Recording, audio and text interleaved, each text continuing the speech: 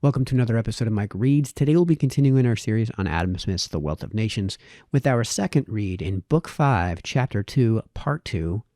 Chapter 2 is entitled Of the Sources of the General or Public Revenue of the Society, and Part 2 is entitled Of Taxes. Part 2 is very long and is divided into several articles, and each article has its own subsection. So I'll let you know when I get to the end or beginning of each subsection and article. So without further ado, the expense of levying a land tax, which varied with every variation of the rent, would no doubt be somewhat greater than that of levying one which was always rated according to a fixed valuation. Some additional expense would necessarily be incurred both by the different register offices which it would be proper to establish in the different districts of the country, and by the different valuations which might occasionally be made of the lands which the proprietor chose to occupy himself. The expense of all this, however, might be very moderate, and much below what is incurred in the levying of many other taxes, which afford a very inconsiderable revenue in comparison with of what might easily be drawn from a tax of this kind. The discouragement which a variable land tax of this kind might give to the improvement of land seems to be the most important objection which can be made to it. The landlord would certainly be less disposed to improve when the sovereign, who contributed nothing to the expense, was to share in the profit of the improvement. Even this objection might perhaps be obviated by allowing the landlord, before he began his improvement, to ascertain in conjunction with the officers of revenue the actual value of his lands, according to the equitable arbitration of a certain number of landlords and farmers in the neighborhood, equally chosen by both parties, and by rating him according to this valuation for such a number of years as might be fully sufficient for his complete indemnification. To draw the attention of the sovereign towards the improvement of the land, from a regard to the increase of his own revenue, is one of the principal advantages proposed by this species of land tax. The term, therefore, allowed for the indemnification of the landlord ought not to be a great deal longer than what was necessary for that purpose, lest the remoteness of the interest should discourage too much this attention. It had better, however, be somewhat too long than in any respect too short. No incitement to the attention of the sovereign can ever counterbalance the smallest discouragement to that of the landlord. The attention of the sovereign can be at best but a very general and vague consideration of what is likely to contribute to the better cultivation of the greater part of his dominions. The attention of the landlord is a particular and minute consideration of what is likely to be the most advantageous application of every inch of ground upon his estate. The principal attention of the sovereign ought to be encouraged by every means in his power, the attention both of the landlord and of the farmer, by allowing both to pursue their own interests in their own way, and according to their own judgment, by giving to both the most perfect security that they shall enjoy the full recompense of their own industry, and by procuring to both the most extensive market for every part of their produce, in consequence of establishing the easiest and safest communications, both by land and by water, through every part of his own dominions, as well as the most unbounded freedom of exportation to the dominions of all other princes. If by such a system of administration a tax of this kind could be so managed as to give not only no discouragement, but on the contrary, some encouragement to the improvement of land, it does not appear likely to occasion any other inconveniency to the landlord, except always the unavoidable one of being obliged to pay the tax. In all the variations of the state of the society, in the improvement and in the declension of agriculture, in all the variations in the value of silver, and in all those in the standard of the coin, a tax of this kind would, of its own accord, and without any intention of government, readily suit itself to the actual situation of things, and would be equally just and equitable in all those different changes. It would, therefore, be much more proper to be established as a perpetual and unalterable regulation, or as what is called a fundamental law of the Commonwealth, than any tax which was always to be levied according to a certain valuation. Some states, instead of the simple and obvious expedient of a register of leases, have had recourse to the laborious and expensive one of an actual survey and valuation of all the lands in the country. They have suspected, probably, that the lessor and lessee, in order to defraud the public revenue, might combine to conceal the real terms of the lease. Doomsday Book seems to have been the result of a very accurate survey of this kind. In the ancient dominions of the King of Prussia, the land tax is assessed according to an actual survey and valuation, which is reviewed and altered from time to time. According to that valuation, the late proprietors pay from 20 to 25% of their revenue. Ecclesiastics from 40 to 45%. The survey and valuation of Silesia was made by order of the present king. It is said with great accuracy. According to that valuation, the lands belonging to the Bishop of Breslav are taxed at 25% of their rent. The other revenues of the ecclesiastics of both religions at 50%. The commanderies of Teutonic Order and of that of Malta at 40%. Lands held by a noble tenure at 38 1/3%. Lands held by a base tenure at 35 1/3%. The survey and valuation of Bohemia is said to have been the work of more than 100 years. It was not perfected till after the Peace of 1748 by the orders of the present Empress Queen.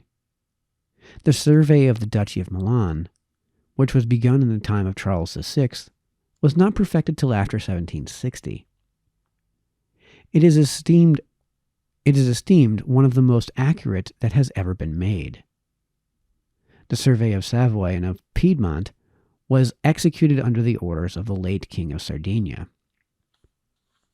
In the dominions of the King of Prussia, the revenue of the church is taxed much higher than that of lay proprietors. The revenue of the church is, the greater part of it, a burden upon the rent of land.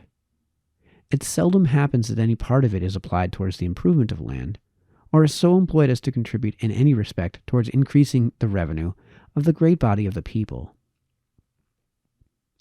His Prussian Majesty had probably, upon that account, thought it reasonable that it should contribute a good deal more towards relieving the exigencies of the state. In some countries, the land of the church are exempted from all taxes. In others, they are taxed more lightly than other lands. In the Duchy of Milan, the lands which the church possessed before 1575 are rated to the tax at 1/3 only of their value. In Silesia, lands held by a noble tenure are taxed 3% higher than those held by a base tenure. The honors and privileges of different kinds annexed to the former, His Prussian Majesty had probably imagined, would sufficiently compensate to the proprietor a small aggravation of the tax, while at the same time the humiliating inferiority of the latter would be in some measure alleviated by being taxed somewhat more lightly. In other countries, the system of taxation, instead of alleviating, aggravates this inequality. In the dominions of the King of Sardinia, and in those provinces of France which are subject to what is called the real or predial tal, the tax falls altogether upon the lands held by a base tenure. Those held by a noble one are exempted. A land tax assessed according to a general survey and valuation, how equal soever it may be at first, must, in the course of a very moderate period of time, become unequal. To prevent its becoming so would require the continual and painful attention of government to all the variations in the state and produce of every different farm in the country. The governments of Prussia, of Bohemia, of Sardinia, and of the Duchy of Milan actually exert an attention of this kind, an attention so unsuitable to the nature of government that it is not likely to be of long continuance, and which, if it is continued, will probably in the long run occasion much more trouble and vexation than it can possibly bring relief to the contributors. In 1666, the Generality of Montauban was assessed to the real or predial tal, according, as it is said, to a very exact survey and valuation. By 1727, this assessment had become altogether unequal. In order to remedy this inconveniency, government has found no better expedient than to impose upon the whole generality an additional tax of 120,000 röre. This additional tax is rated upon all the different districts subject to the tile according to the old assessment. But it is levied only upon those which in the actual state of things are by that assessment undertaxed, and it is applied to the relief of those which by the same assessment are overtaxed. 2 districts, for example, one of which ought in the actual state of things to be taxed at 900, the other at 1100 liras, are by the old assessment both taxed at 1,000 liras. But these districts are by the additional tax rated at 1,100 liras each. But this additional tax is levied only upon the district undercharged, and it is applied altogether to the relief of that overcharged, which consequently pays only 900 lire. The government neither gains nor loses by the additional tax, which is applied altogether to remedy the inequalities arising from the old assessment. The application is pretty much regulated according to the discretion of the intendant of the generality, and must, therefore, be in a great measure arbitrary. Taxes which are proportioned not to the rent, but to the produce of land. Taxes upon the produce of land are in reality taxes upon the rent, and though they may be originally advanced by the farmer, are finally paid by the landlord. When a certain portion of the produce is to be paid for a tax, the farmer computes, as well as he can, what the value of this portion is 1 year with another likely to amount to, and he makes a proportional abatement in the rent which he agrees to pay to the landlord. There is no farmer who does not compute beforehand what the church tithe, which is a land tax of this kind, is 1 year with another likely to amount to.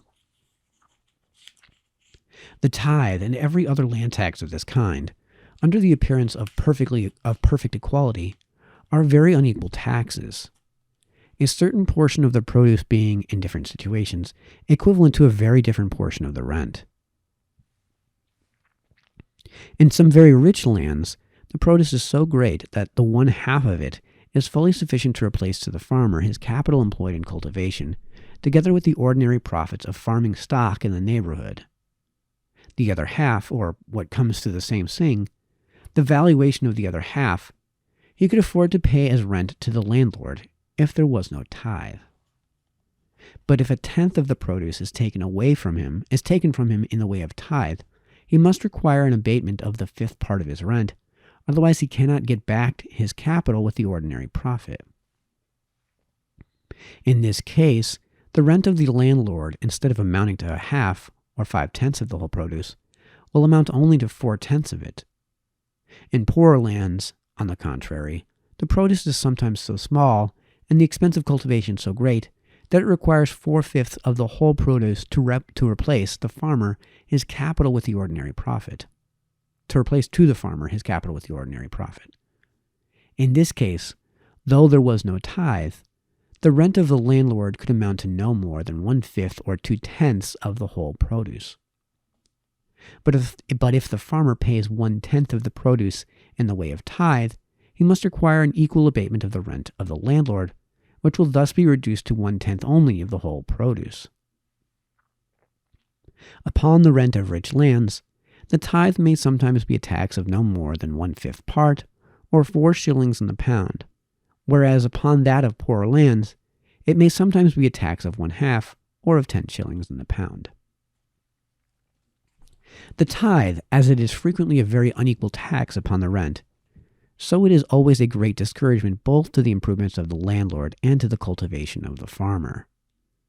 The one cannot venture to make the most important, which are generally the most expensive improvements, nor the other to raise the most valuable, which are generally too the most expensive crops, when the church, which lays out no part of the expense, is to share so very largely in the profit.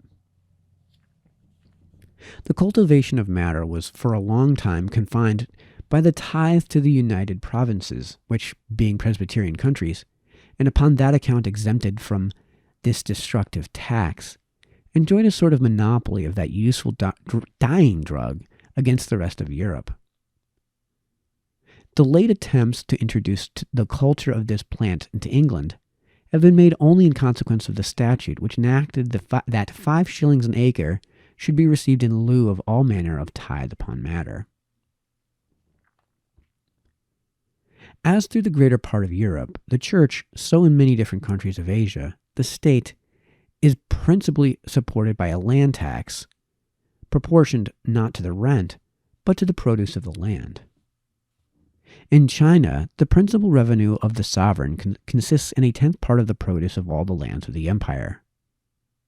This 10th part, however, is estimated so very moderately that in many provinces it is said not to exceed a 30th part of the ordinary produce. The land tax or land rent, which used to be paid to the Mahometan government of Bengal before that country fell into the hands of the English East India Company, is said to have amounted to about a 5th part of the produce. The land tax of ancient Egypt is said likewise to have amounted to a 5th part. In Asia, this sort of land tax is said to interest the sovereign in the improvement and cultivation of land. The sovereigns of China, those of Bengal while under the Mohammedan government, and those of ancient Egypt, are said accordingly to have been extremely attentive to the making and maintaining of good roads and navigable canals in order to increase as much as possible both the quantity and value of every part of the produce of the land, by procuring to every part of it the most extensive market which their own dominions could afford. The tithe of the church is divided into such small portions that no one of its proprietors can have any interest of this kind.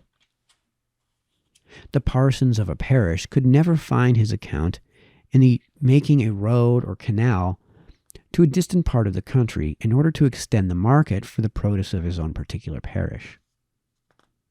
Such taxes, when destined for the maintenance of the state, have some advantages which may serve in some measure to balance their inconveniency. When destined for the maintenance of the church, they are attended with nothing but inconveniency.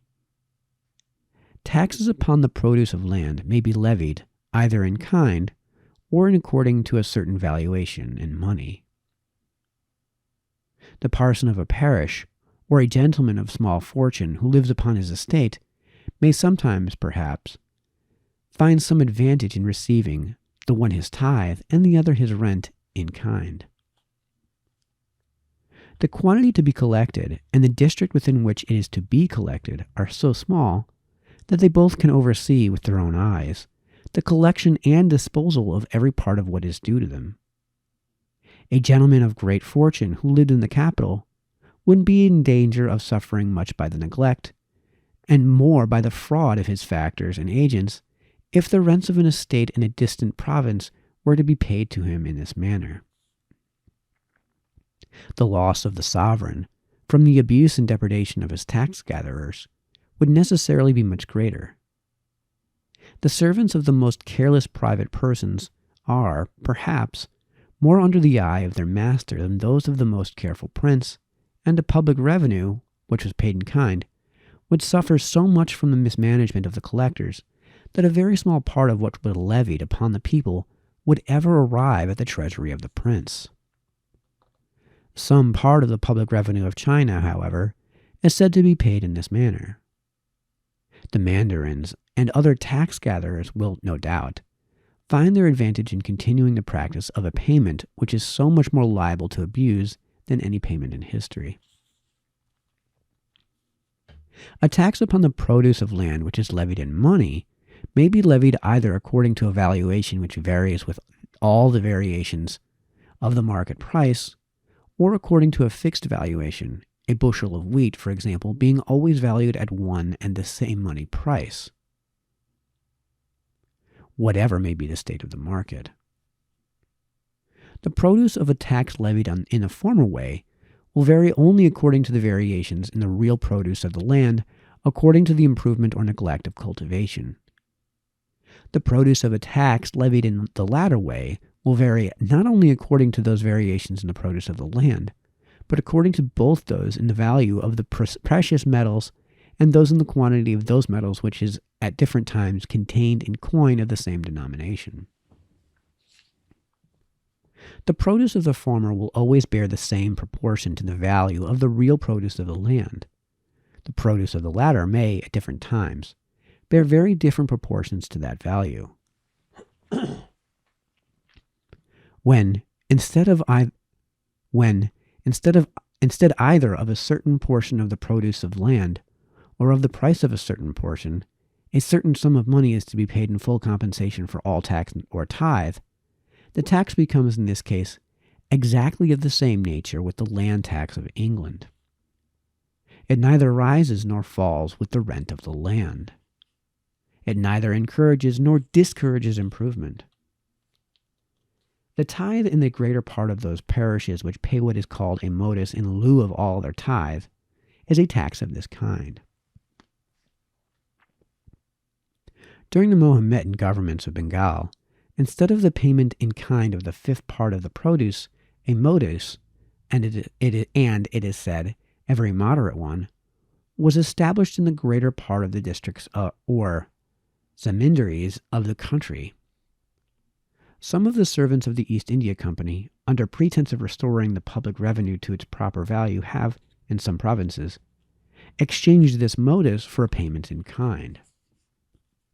Under their management, this change is likely both to discourage cultivation and to give new opportunities for abuse in the collection of the public revenue, which has fallen very much below what it was said to have been when it first fell under the management of the company. The servants of the company may, perhaps, have profited by this change, but at the expense, it is probable, both of their masters and of the country. All right, that finishes our second read in this part of Chapter 2, which is the second part. We'll begin our next read actually with the subsection, Taxes upon the Rent of Houses. So until then, this has been Mike, signing off.